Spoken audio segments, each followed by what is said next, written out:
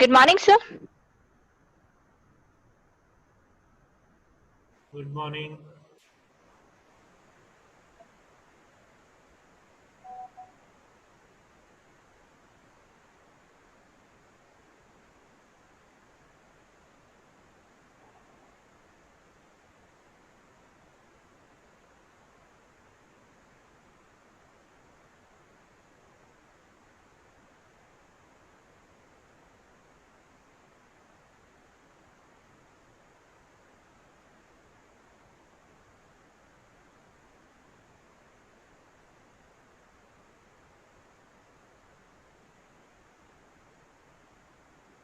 दो minute wait करते हैं। Sure, sir. फिर थर्ड यूनिट हम स्टार्ट करने वाले हैं आज। Yes, sir.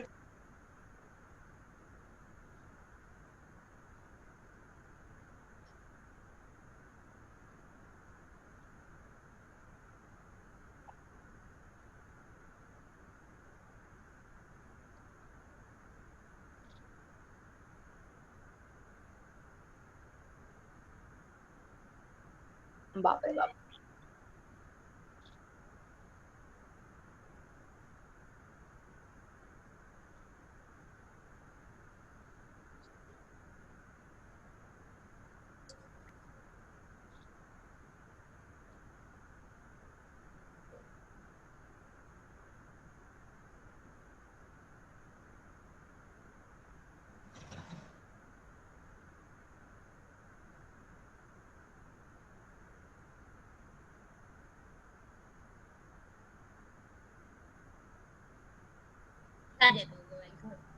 Good morning, sir.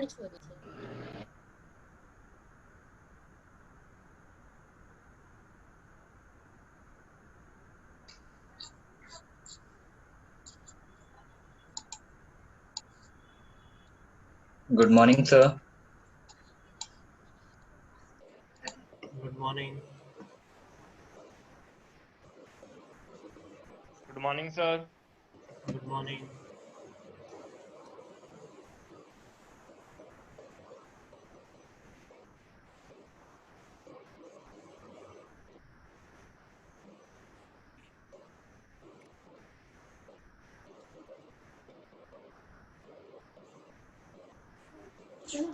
Good morning, sir.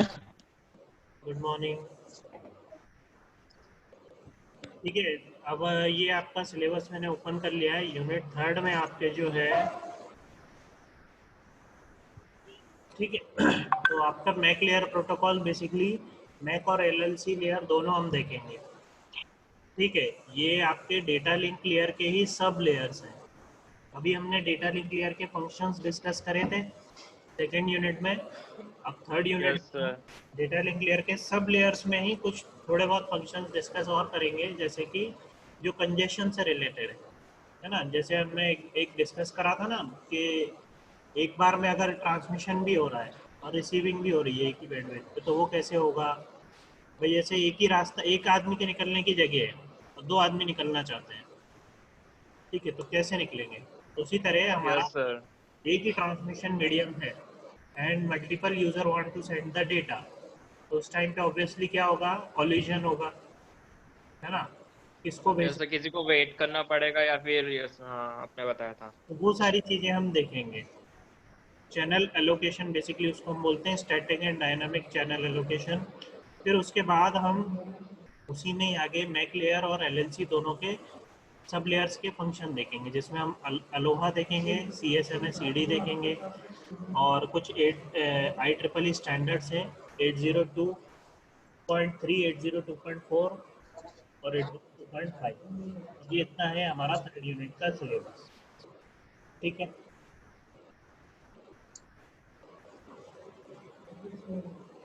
तो ज़्यादा, सर, हाँ बोलो। ये लास्ट यूनिट में पिगी बैकिंग और पाइपलाइनिंग ये क्या था सर? लास्ट यूनिट में, ये पिगी बैकिंग लिखा हुआ ना लास्ट में। सेकेंड यूनिट में। Sir, unit second में. Yes, ma'am. Yes, sir. या आपको असाइनमेंट में दिया था ना बोलने के लिए। बेसिकली पाइपलाइनिंग तो मैंने ऐसे ही बताया था कि आपका क्या होता है पाइपलाइनिंग के, कोई भी Yeah. अगर डेटा जा रहा है तो भाई एक साथ तो जाएगा नहीं। जो हमने बफरिंग की बात की थी, बफरिंग में हमने डिस्कस करा था ना कि फ्रेम अभी रिसीवर एक्सेप्ट नहीं कर पा रहा है, तो उसने क्या कर दिया, उसको वेट में रख दिया, फिर एक और पीछे आती गई आती गई आती गई, तो वो बेसिकली क्यू में चली गई। क्यू आप समझते हो ना, एक के पीछे एक खड़ा, अब इसका नंबर है, अब इसका नंबर है। तो ऐसे ही जब चैनल में डेटा Yes, sir. सेंड हो तो पाइपलाइनिंग में चला जाता है।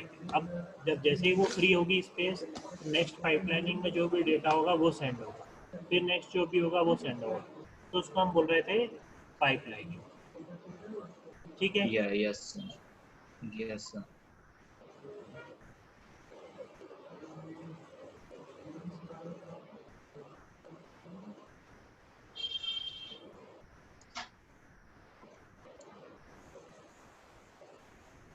और पिगी बैंकिंग हमने क्या देखा था, पिगी बैंकिंग में बेसिकली क्या हो रहा था कि देखिए, अब आप क्या करते हैं, जैसे स्लाइडिंग विंडो प्रोटोकॉल था, वो बेसिकली थोड़ा बहुत कंसेप्ट पिगी बैंकिंग का यूज़ करता है। वो क्या बोलता है, या कोई इन जनरल आपने डेटा भेजा, ठीक है, आपने 0 डेटा भेजा, ठीक है, उसका एक्नॉलेजमेंट आएगा। आपने 1 डेटा भेजा, उसका एक्नॉलेजमेंट आएगा। आपने सेकंड डेटा भेजा, उसका एक्नॉलेजमेंट आएगा।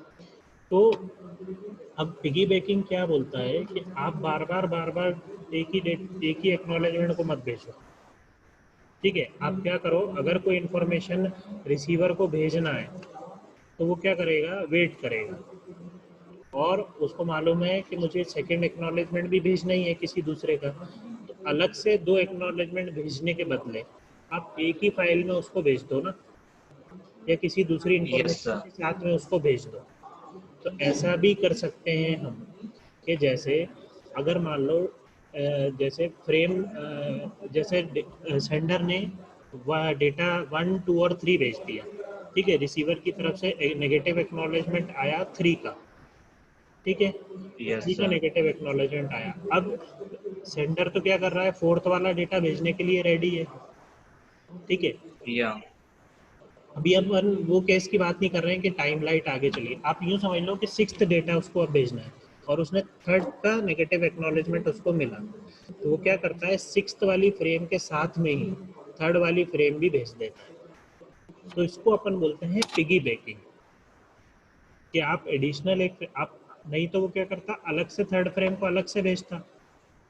हम क्या करते हैं, कुछ Yes, sir. एडिशनल डेटा हमें भेजना होता है, ये बेसिकली फ्रेम के केस में तो नहीं होता, अलग फ्रेम को तो हम अलग ही भेजते हैं। कुछ एडिशनल इंफॉर्मेशन अगर आपको भेजना होती है तो आप उसको अलग से ना भेजते हुए किसी दूसरी फ्रेम के साथ में अटैच करके उसको भेजते हो, तो उसको अपन बोलते हैं पिगी बैकिंग, ताकि एक्स्ट्रा बैंडविड्थ ना यूज़ करना पड़े मुझे उस पर्टिकुलर इंफॉर्मेशन को भेजने के लिए। ठीक है। Yes, sir. आ गया समझ में.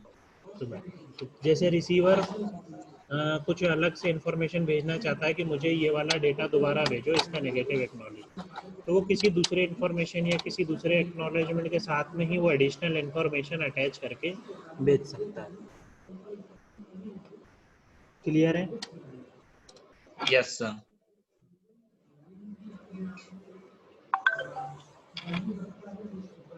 ठीक है, तो स्टार्ट करें। कितने लोग आ गए? 40। 41, sir. मैं एक काम करता हूँ, आज आपको डायरेक्ट मैं अपना इमेज शेयरिंग करके नोट्स के उसी से पढ़ाऊँगा, ठीक है, और फिर आपको बाद में अगर चाहिए रहेगा तो मैं पीपीटी भी शेयर कर दूँगा। Okay sir. Yes, sir.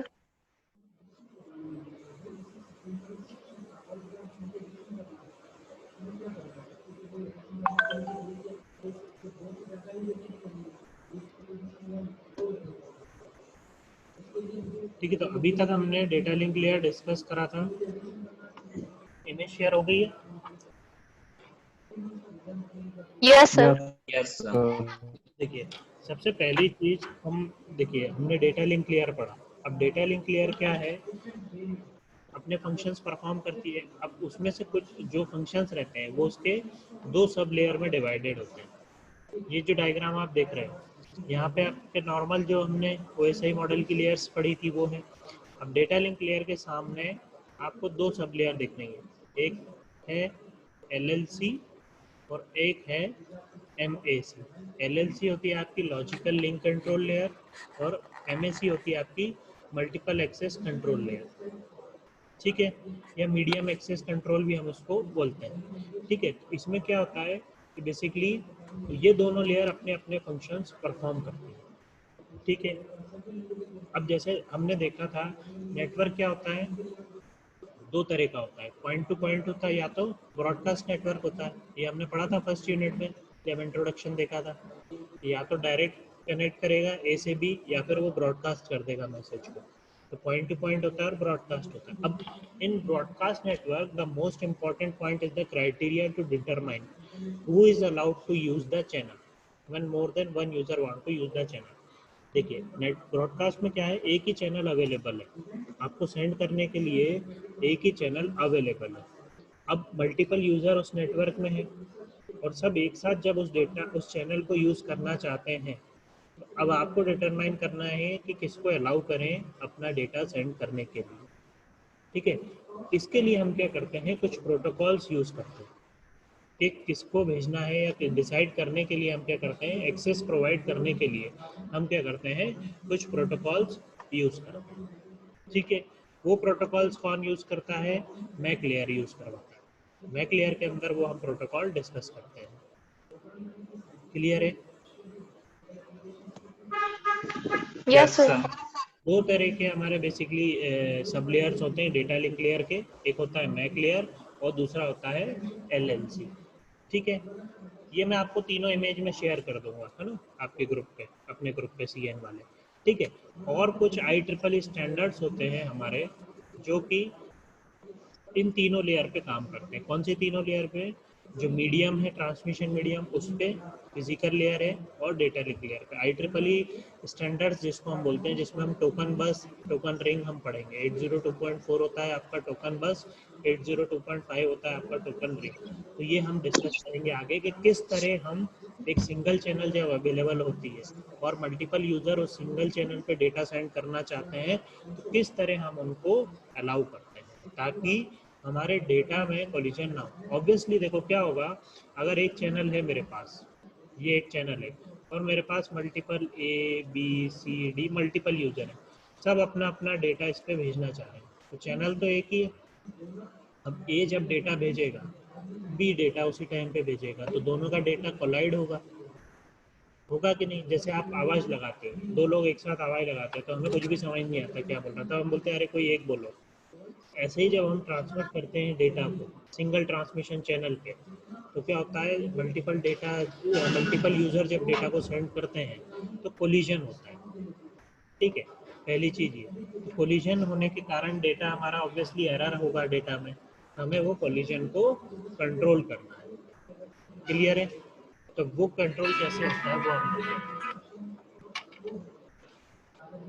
हम नेक्स्ट वाली में मैं शेयर करता हूँ।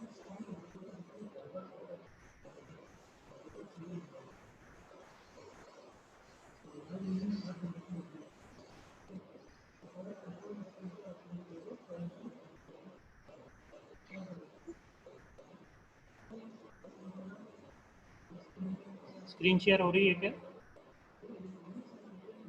Yes sir. सेकेंड वाली इमेज शेयर होने लग गई ना? Yes, एक second. sir. Yes sir, channel allocation वाली हो रही है। हाँ, Yes.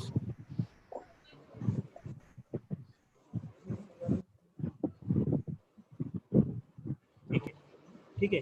तो अब कुछ फंक्शंस होते हैं जो, जैसे हमने ओवरऑल फंक्शंस देखे थे डेटा लिंक लेयर के, उसमें से कुछ फंक्शंस मैक लेयर परफॉर्म करता है और उसमें से कुछ फंक्शन एलएलसी लेयर परफॉर्म करता है। ठीक है, तो जैसे control of access to media, control of access to media क्या मतलब है इसका, जो भी मीडियम अवेलेबल है ट्रांसमिशन के लिए उसका कंट्रोल, उसके एक्सेस का कंट्रोल हमें किसको देना है, ये मैक लेयर डिसाइड करता है। इस पॉइंट से समझ में आया, control of access to media, जो मीडिया अवेलेबल है ट्रांसमिशन के लिए डेटा के, उसको एक्सेस करने के लिए हमें कंट्रोल किसको देना है। 10 यूज़र है मेरे, उन 10 में से मुझे किस यूज़र को परमिशन देना है कि वो अपना डेटा सेंड कर सके, ये मैक लेयर डिसाइड करता है। तो ये फंक्शन कौन परफॉर्म कर रहा है, मैक लेयर। फिर unique addressing of stations directly connected to network, ये हमने देखा है, जिसको कि हम एड्रेसिंग बोल रहे थे सिंपल वर्ड्स में जब डेटा लिंक लेयर के फंक्शन हमने देखे थे। ठीक है, तो क्या बोलता है वो कि यूनिक एड्रेसिंग, जितने भी अगर 10 यूज़र मेरे नेटवर्क में है तो मुझे उन 10 का एड्रेस पता होना चाहिए। कौन सा address? IP address and MAC address. ठीक है, लॉजिकल एड्रेस और फिजिकल एड्रेस दोनों मुझे पता होना चाहिए। तीसरा फंक्शन क्या है? Detection of errors. ठीक है, तो यूनिक एड्रेसिंग भी कौन परफॉर्म कर रहा है? MAC layer. फिर डिटेक्शन ऑफ एरर जो हम देख चुके हैं, एरर डिटेक्शन कौन परफॉर्म करना चाहिए? MAC layer. उसी तरह एलएलसी लेयर अपना कुछ एक्शन परफॉर्म करता है, जैसे error recovery, flow control and user addressing. तो कुछ फंक्शन ये दोनों मिलके भी कर सकते हैं, जैसे फ्लो कंट्रोल और एरर रिकवरी दोनों डिफरेंट फंक्शन हो गए एलएलसी के। अगेन यूजर एड्रेसिंग यही वाला हो गया, यूनिक एड्रेसिंग वाला पार्ट। तो इस तरह से हर लेयर अपना, उनके जो सब लेयर्स है, सब लेयर कौन कौन से हैं? मैक लेयर और एलएलसी लेयर है। एलएलसी क्या है? Logical link control layer. और मैक लेयर क्या है? Medium access control layer. ठीक है, क्लियर है ये दो चीजें? सभी को क्लियर है? Yes sir. ठीक है, अब नेक्स्ट हम देखते हैं what is channel allocation. Channel allocation mainly वही कि हमारा जो मल्टीपल यूजर है ए बी सी डी, उनको अगर सिंगल चैनल अवेलेबल है तो किस तरह मुझे वो एलोकेट करना है। तो दो तरीके से चैनल एलोकेशन होता है, एक होता है स्टैटिक चैनल एलोकेशन और दूसरा होता है डायनामिक चैनल एलोकेशन। नाम से ही समझ में आना चाहिए, स्टैटिक मतलब समथिंग विच इज स्टेशनरी, रुका हुआ है, पहले से डिसाइडेड है, फिक्स्ड है। डायनामिक मतलब which is changing, run time पे कुछ चेंज कर सकते हैं। तो देखिए स्टैटिक चैनल क्या बोलता है कि फिक्स्ड फ्रीक्वेंसी और fixed time slot is allotted to each user. मेरे पास मल्टीपल यूजर हैं, ए बी सी डी और एक चैनल है। ठीक है, तो मैं क्या करता हूँ, एक फिक्स फ्रीक्वेंसी या फिक्स टाइम बोल देता हूँ कि इस पर्टिकुलर टाइम पे ए यूज करेगा, उस पर्टिकुलर टाइम पे बी यूज करेगा, है ना, इस पर्टिकुलर टाइम पे सी। ये सिंपल है, समझ में आ रहा है ये चीज? क्या आपने क्या करा, 11 बजे ए यूज करेगा, 11:10 पे बी यूज करेगा, 11:20 पे सी यूज करेगा, 11:30 पे डी यूज करेगा। क्लियर है? तो इसको हम बोलते हैं फिक्स्ड टाइम स्लॉट दे दिया हमने उस पर्टिकुलर यूजर को कि आपको इस टाइम पे ये चैनल यूज करने की परमिशन है। क्लियर है? या फिर आप क्या करते हो, एक फिक्स फ्रीक्वेंसी की होती है। तो दो तरीके से चैनल एलोकेशन इसमें होता है, एक होता है फ्रीक्वेंसी डिवीजन मल्टीप्लेक्सिंग और एक होता है टाइम डिवीजन मल्टीप्लेक्सिंग, जिसको हम बोलते हैं एफडीएम और टीडीएम। ठीक है, हम बेसिकली क्या करते हैं, एक फिक्स फ्रीक्वेंसी को डिफरेंट हमने पार्ट्स में डिवाइड कर दिया और ये फ्रीक्वेंसी पे ये वाली चैनल अपना डेटा भेजेगी, इस फ्रीक्वेंसी पे ये, जैसे आपके रेडियो अलग अलग फ्रीक्वेंसी है उनकी, उस पर्टिकुलर फ्रीक्वेंसी पे वो वाला रेडियो चैनल अपना डेटा भेज पा रहा है, दूसरी फ्रीक्वेंसी पे दूसरा भेज पा रहा है। या फिर आप क्या कर दो, उसको फिक्स्ड टाइम स्लॉट दे दो, इस पर्टिकुलर टाइम पे वो डेटा भेजे। अब इसमें डिसएडवांटेज क्या है इस मेथड में? स्टैटिक चैनल एलोकेशन आपने टाइम डिसाइड कर दिया, तो डिसएडवांटेज क्या होगा? अब देखिए, if user is not using the channel on allocated time, bandwidth is wasted. 11 बजे ए को भेजना था डेटा, लेकिन ए के पास तो कोई डेटा ही नहीं है भेजने के लिए, लेकिन टाइम तो आपने अलॉट कर रखा है ए को। तो क्या हो रहा है, बैंडविड्थ आपकी उस और उसी टाइम पे हो सकता है बी को भेजना हो डेटा, लेकिन बी को क्या करना पड़ेगा, वेट करना पड़ेगा अपने स्लॉट के लिए। इसमें क्या हो रहा है, अब बैंडविड्थ आपकी वेस्ट हो रही है कि नहीं? सभी को समझ में आ रहा है? या यस सर। है ना? तो फ्रीक्वेंसी या टाइम डिवीजन मल्टीप्लेक्सिंग में, या बेसिकली हम बोलें स्टैटिक चैनल एलोकेशन में, डिसएडवांटेज क्या होता है, आपने already pre determined time slot या प्री डिटरमाइंड फ्रीक्वेंसी स्लॉट दे दिया उस पर्टिकुलर चैनल को, पर्टिकुलर यूजर को, कि आपको इसी टाइम पे अपना चैनल यूज करना है। तो डिसएडवांटेज क्या होगा, उस टाइम पे अगर वो यूजर डेटा को सेंड नहीं करता है या उसके पास डेटा ही नहीं है सेंड करने के लिए, तो पर्टिकुलर बैंडविड्थ वेस्ट हो रही है। क्लियर है? यस इसको सर। हम क्या करते हैं, डायनामिक चैनल एलोकेशन के थ्रू करते हैं। डायनामिक चैनल एलोकेशन क्या बोलता है, नो फिक्स फ्रीक्वेंसी और फिक्स टाइम। कोई फिक्स फ्रीक्वेंसी नहीं है और कोई फिक्स टाइम नहीं है, ठीक है। रेंडमली क्या कर सकता है, जिसको यूज़र को डेटा भेजना है वो भेज देता है। इसमें बस एक दिक्कत क्या होती है, ठीक है, कि collision can occur when two users send data at same time. तो क्या करते हैं, कोलिजन ऑकर हो जाता है, ठीक है, कि भाई ए ने डेटा भेजा, उसी टाइम पे बी ने डेटा भेज दिया, ठीक है। इसको ओवरकम करने के लिए हम कैरियर सेंसिंग करते हैं। कैरियर सेंसिंग मतलब जो कैरियर आप किसको बोल रहे हो, मीडियम को, तो कैरियर सेंस होता है कि यूज़र क्या करता है, जब भी डेटा भेजने जा रहा होता है तो पहले उस ट्रांसमिशन मीडियम, उस कैरियर को सेंस करता है, क्या ये चैनल अभी फ्री है, वो चेक करेगा, सेंस करेगा। अगर फ्री है तो मैं अपना डेटा भेजूंगा, अगर फ्री नहीं है तो मैं अपना डेटा नहीं भेजूंगा। इसको अपन बोलते हैं कैरियर सेंस। क्लियर है? Yes, sir. Yes sir. अभी को Yes, sir. अभी तक हमने जो डिस्कस करा सभी को क्लियर है? Yes sir. Yes, ठीक है। sir. तो Yes, sir. चैनल एलोकेशन क्या होता है कि एक सिंगल चैनल जो आपके ब्रॉडकास्ट या नेटवर्क में अवेलेबल है, आप उसको क्या करना चाहते हो, मल्टीपल यूज़र को एलोकेट करना चाहते हो। तो आप दो तरीके से कर सकते हो, स्टैटिक चैनल एलोकेशन या डायनामिक चैनल एलोकेशन। क्यों एलोकेट करना चाहते हैं, क्योंकि हमारे पास सिंगल चैनल अवेलेबल है और सिंगल चैनल पे एक बार में एक ही यूज़र डेटा भेज पा रहा है। अभी हम वो वाली सिचुएशन देख रहे हैं कि एक बार में एक ही यूज़र उस चैनल पे डेटा भेज सकता है, ठीक है। तो उस केस में या तो आप क्या करो, अगर 10 यूज़र हैं तो आप 10 टाइम डिवाइड कर दो और उस पर्टिकुलर टाइम पे वो यूज़र डेटा भेज सकता है।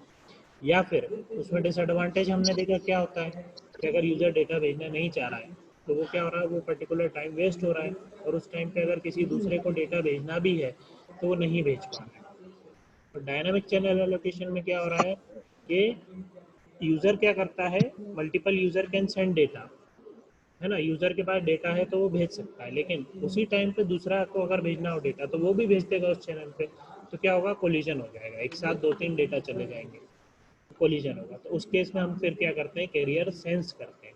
तो दो तरीके से हो सकता है, कैरियर सेंस या no carrier sense. Carrier sense में हम क्या करते हैं, चैनल को सेंस करते हैं कि क्या अभी उस चैनल पे कोई डेटा जा रहा है, क्या जा रहा होता है तो फिर वो यूज़र सेंड नहीं करता है अपना डेटा। आया समझ में इतना?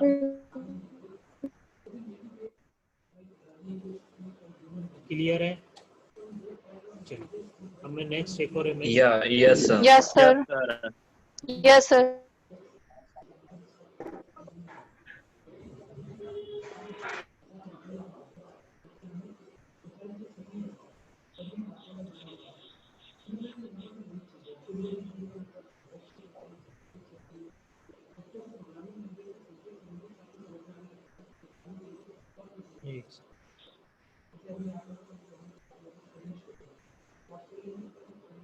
ठीक, अब मल्टीपल एक्सेस क्या होता है, जब आप मल्टीपल यूज़र को एक्सेस प्रोवाइड कराना चाह रहे हो, जो हमने डायनामिक एलोकेशन में देखा कि अब हम क्या चाह रहे हैं, मल्टीपल एक्सेस प्रोवाइड कराना चाह रहे हैं। मल्टीपल एक्सेस नाम से समझ में आना चाहिए कि अब आप मल्टीपल यूज़र को चैनल एलोकेट करना चाह रहे हो, मल्टीपल यूज़र्स हैं आपके पास उस पर्टिकुलर सिंगल चैनल को, अब आप उसको एक्सेस देना चाहते हो। मल्टीपल एक्सेस में डिफरेंट डिफरेंट टाइप्स होते हैं, ठीक है। अभी हमने देखा चैनल एलोकेशन, है ना, मल्टीपल यूजर्स हैं उनको एलोकेट करना है चैनल, तो अब वो किस तरह करना है। तो सबसे पहला उसके टाइप्स में हम देख रहे हैं, तो सबसे पहला क्या है, रैंडम एक्सेस। क्या है, तीन तरह से है, रैंडम एक्सेस, कंट्रोल्ड एक्सेस और जो हमने चैनलाइजेशन देखा वो, ठीक है। रैंडम एक्सेस क्या बोलता है, in random access there is no control station, कोई कंट्रोल स्टेशन नहीं होता। Each station has the right to use the medium without any control over it, but increase in number of station the probability of collision increases, ठीक है। Collision occurs when more than one user tries to send data at the same time, which result in the frame or data to be corrupted or destroyed, ठीक है।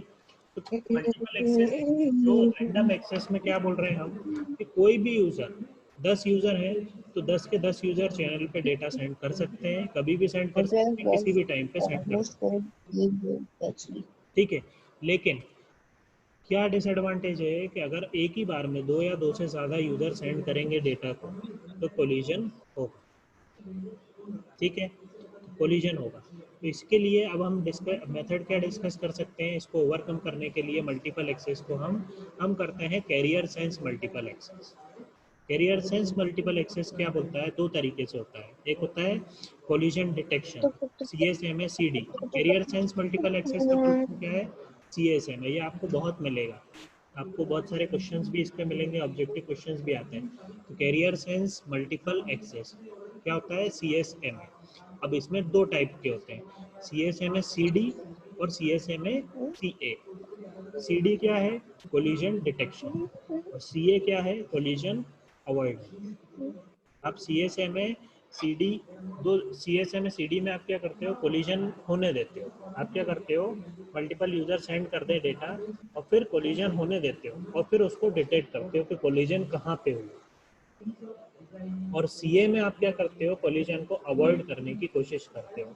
कैसे, कि अगर आप career को sense करोगे, अगर कोई यूजर सेंड कर रहा है डेटा तो आप सेंड नहीं करोगे। सिंपल वे, सिंपली उसको। इसके अब हम डिटेल में अगले लेक्चर में इसको डिटेल में पढ़ेंगे, CSMA CD और CSMA C।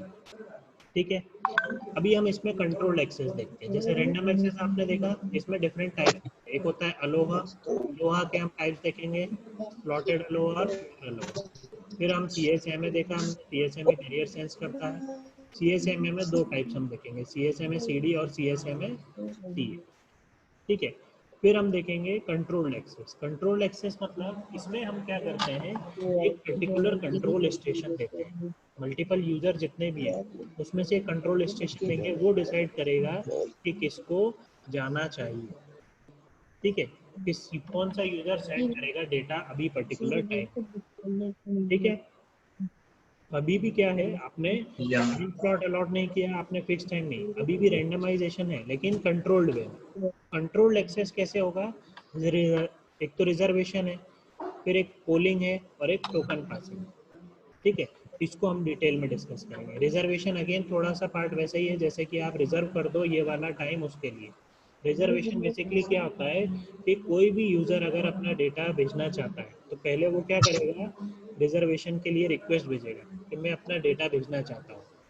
तो जैसे हम रिजर्वेशन करते हैं किसी पर्टिकुलर टेबल के लिए, ऐसे ही पर्टिकुलर यूज़र क्या करता है, रिजर्वेशन की रिक्वेस्ट भेजता है चैनल के लिए कि मुझे अपना डेटा भेजना है, I want to use the channel, तो please reserve my channel at particular this time. हम क्या करते हैं, यूज़र की तरफ से रिजर्वेशन की डिमांड करते हैं। पोलिंग करते हैं, पोल होता है। जैसे हमने एक याद है आपको, इससे डेटा लिंक लेयर के लास्ट में हमने देखा था एक पोलिंग वाला फीचर, जिसमें क्या होता है कि एक पोल होता है, उस पोल को जो एक्सेप्ट करेगा उसको फिर उस पर्टिकुलर टाइम पे डेटा एक्सेस करने के लिए दिया जाएगा। तो पोलिंग होती है कि पर्टिकुलर टाइम पे कौन डेटा भेजना चाहता है। और एक होता है टोकन पासिंग। हम क्या करते हैं, एक टोकन को पास करते हैं, जिसके पास टोकन होगा वो उस पर्टिकुलर टाइम पे डेटा को सेंड कर पाएगा। तो इसको हम बोलते हैं कंट्रोल्ड एक्सेस। ठीक है, channelization yes sir. Fix time और फ्रीक्वेंसी टाइम और कैरियर। ठीक है, ठीक है, यस ये सर। सारी चीज़ों को हम डिटेल में हम डिस्कस करेंगे आगे के लेक्चर में। इसमें अभी तक किसी को कोई डाउट है क्या? No sir. अभी तक इसमें जो हमने डिस्कस करा, MAC layer, MAC sub data link layer के सब लेयर्स,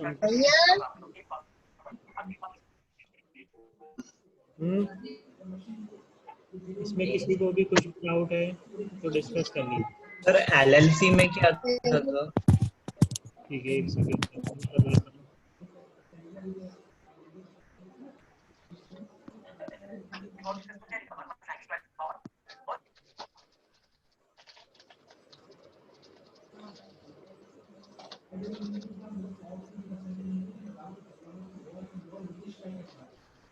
LLC में क्या बोल रहे हैं आप, जैसे एरर रिकवरी, फ्लो कंट्रोल और यूज़र एड्रेसिंग। जो हमने फ्लो कंट्रोल डिस्कस करा था वो बेसिकली LLC लेयर के थ्रू हो रहा था। प्रोटोकॉल्स हमने यूज़ करे थे, देखे थे कि नहीं, स्टॉप एंड वेट प्रोटोकॉल हमने देखा था, sliding window yes protocol, sliding window. वो चीज़ें। एरर रिकवरी में हमने हैमिंग कोड के थ्रू देखा था कि हम एरर से रिकवर कैसे कर रहे थे, देखा था हमने हैमिंग कोड में। यस एरर कंट्रोल्स भी देखे थे सर। वो सब कौन कर रहा था? LLC layer. बेसिकली हमने डेटा लिंक लेयर को दो पार्ट में डिवाइड कर दिया, मैक लेयर और LLC लेयर। ठीक है, यस सर। और कुछ डाउट?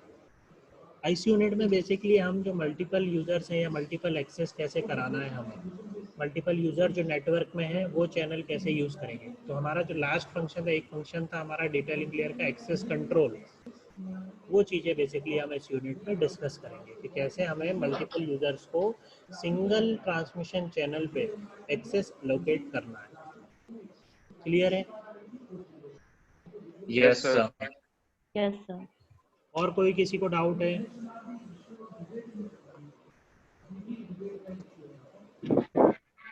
No sir. चलिए एक बार कैमरा ऑन कर लीजिए अटेंडेंस के लिए। Yes sir. और असाइनमेंट आप लोगों को 15 अक्टूबर तक सबमिट करना है। शेयर कर दिया मैंने गूगल क्लासरूम पर। Yes sir.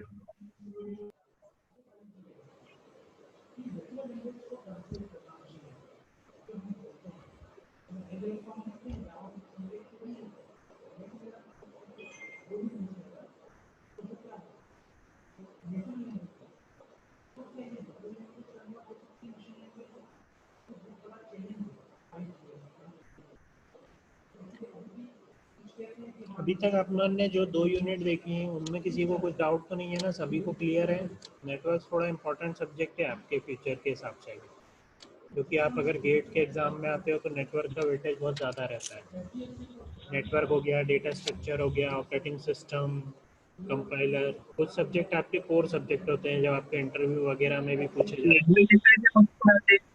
सर गेट में किस टाइप के क्वेश्चन होते हैं? क्या बोल रहे हो?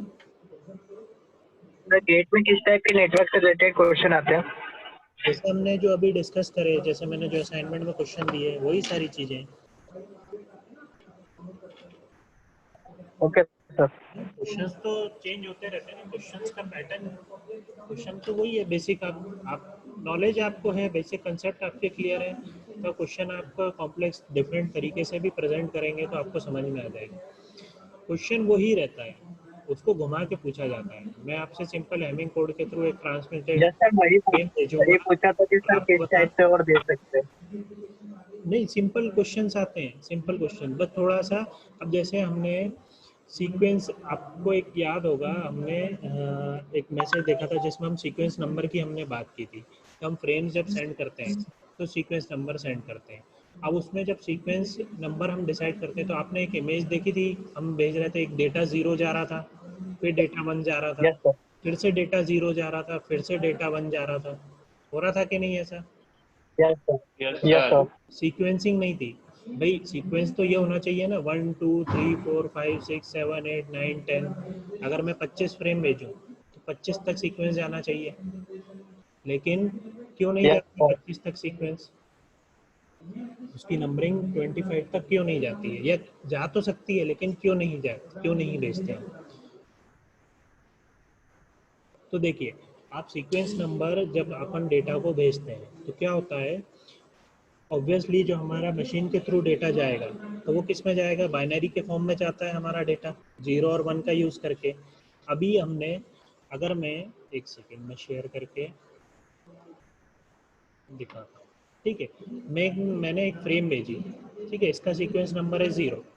मैंने एक दूसरी, शेयर हो रही है ना स्क्रीन? यस सर, हो रही ये है। 1, फिर दूसरी फ्रेम है, इसका सीक्वेंस नंबर है 2। ऐसे करते करते कम से कम मेरी सीक्वेंस नंबर हो गई 20, यूँ समझ लीजिए, ठीक है। अब मुझे इस सीक्वेंस नंबर को मेरी फ्रेम में लिखने के लिए बिट्स की ज़रूरत पड़ेगी। अभी मैंने तो यूज़र हैं हम ह्यूमन लैंग्वेज में, तो मैंने डेसिमल फॉर्म में लिखा हुआ है, लेकिन मशीन इसी डेसिमल फॉर्म को बाइनरी में लिखेगी। तो 2 के लिए बाइनरी क्या होता है रिप्रेजेंटेशन? Decimal number 2 0 1 0 0 1 0। अगर मैं 3 0 इसको एक काम करो,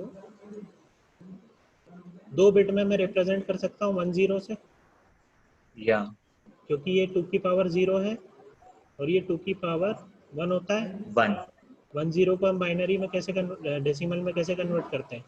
0 × 2 to the power 0 plus 1 into 2 to 1 the into power 2 1, to the power 1. ठीक है, 0 plus 2 which is 2, ठीक है ना। इसी तरह अब आप देखिए, फिर से मैं पूरा रहूँगा। अब आप देखिए मेरे पास अगर 8 है, सीक्वेंस नंबर 8 है, इसको मुझे बाइनरी रिप्रेजेंट करना है, तो मैं कैसे करूँगा? 1 000 1 000.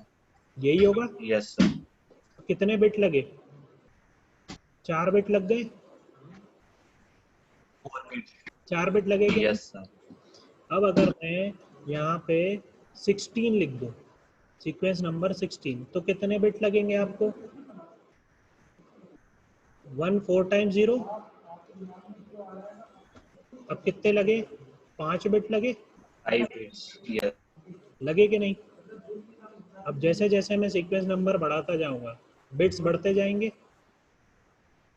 और मैं क्या चाहता हूँ? एडिशनल बिट्स कम से कम अटैच हो, क्योंकि मैं जितने बिट एडिशनल लगाऊंगा उतना ज़्यादा ओवरहेड मेरे डेटा पे लगेगा, और भेजना तो मुझे डेटा है, बिट्स तो मैं सिर्फ एडिशनल इंफॉर्मेशन के लिए अटैच करके भेज रहा हूँ ना। इस चीज को ओवरकम Yes, sir. करने के लिए हम क्या करते हैं? 0 और 1 ही यूज करते हैं सीक्वेंस नंबर के लिए। उससे हमारे ना तो प्रोटोकॉल में कोई डिफरेंस आता है, और ना हमारे कोई उसकी मेथड की प्रोसेसिंग में दिक्कत आती है। रिसीवर तो उसको नेक्स्ट फ्रेम की तरह ही कंसीडर करेगा और उस पर्टिकुलर फ्रेम का ही एक्नॉलेजमेंट भेजेगा। तो ये ज्यादातर case stop and wait protocol जो हमने देखा था, उसमें ज्यादातर जैसे वो सेंड करता है, रिसीवर रिसीव कर लेता है, फिर जो नेक्स्ट आती है उसको नेक्स्ट मान के सेव करता है, रहता वही सीक्वेंस। तो हम सीक्वेंस नंबर 0 और 1 ही अगर रखें, अगर मैं सीक्वेंस नंबर 0 और 1 ही रखूं, तो एडिशनल बिट के लिए मुझे केवल एक 0 और केवल एक 1, एक ही बिट की जरूरत पड़ेगी। जो एडिशनल बिट्स में अटैच Yes sir. वो अटैच करने की जरूरत नहीं पड़ेगी। तो इसलिए हम सीक्वेंस नंबर 0 और 1 रखते हैं। अब अगर स्लाइडिंग विंडो आप यूज कर रहे हो, तो उस केस में आप क्या कर सकते हो? थोड़ा सा एडिशनल आप 2 और 3 भी रख सकते हो कि मैं ये 4 फ्रेम एक साथ भेज रहा हूँ, तो इसलिए इसका सीक्वेंस नंबर थोड़ा सा अलग कर दिया है। बट उसकी भी एक लिमिट कर दो, आप 4 विंडो साइज रख दो, और वापस से जो अगली फ्रेम भेजोगे उसमें फिर से 0 और 1। वो तो हमने मेथड एक्सप्लेन करने के लिए मैंने 7 8 9 10 फ्रेम नंबर ले लिया। बट एक्चुअल में क्या हो रहा है? हमारे सीक्वेंस नंबर चाहते हैं हम कि कम से कम रखें, ताकि जब बाइनरी बिट्स उनका बनेगा तो एडिशनल बिट्स हम चाहते हैं कम भेजना। ये चीज आपको समझ में आ रही है नहीं? Yes sir. आ रही. है ना? तो इस तरह के क्वेश्चन कभी कभी आते हैं गेट में। इस तरह के बेसिक कंसेप्ट अगर आपके क्लियर है कि why can we send a data with sequence number of 16, you can send, but you don't send because it will increase the overhead of the transmitted code word है, उसका overhead बढ़ा देगा वो। तो इसलिए हम सीक्वेंस नंबर 0 1 फिर से 0 1 0 1 ही रखते हैं। सीक्वेंस नंबर आप 0 1 2 3 4 5 10 भी रख सकते हो, लेकिन उसको जब बाइनरी में आप कन्वर्ट करोगे तो एडिशनल बिट्स उसके एक्स्ट्रा लगेंगे उसको रिप्रेजेंट करने के लिए, और वो एडिशनल बिट्स तो आपके ट्रांसमिटेड कोड वर्ड के साथ ही जाएगा। क्लियर है? सभी को क्लियर है? Yes sir. चलिए एंड करें मीटिंग। नेक्स्ट क्लास में हम डिस्कस करेंगे CSMCD, CSMA और pure and plotted Aloha. Yes sir. Yes, sir. Thank you, sir. Have a nice day, sir. Thank you, sir. Good day, sir. ले लीजिए, मैंने नहीं ली ना अटेंडेंस। सर ले ली थी Thank अभी. you, sir. Sir, ले ली। ले लीजिए ना सर, आपने ठीक बोला था। है, हाँ ले लिया। Yes sir. अभी वीडियो ऑन कर रहा था. Yeah. ठीक।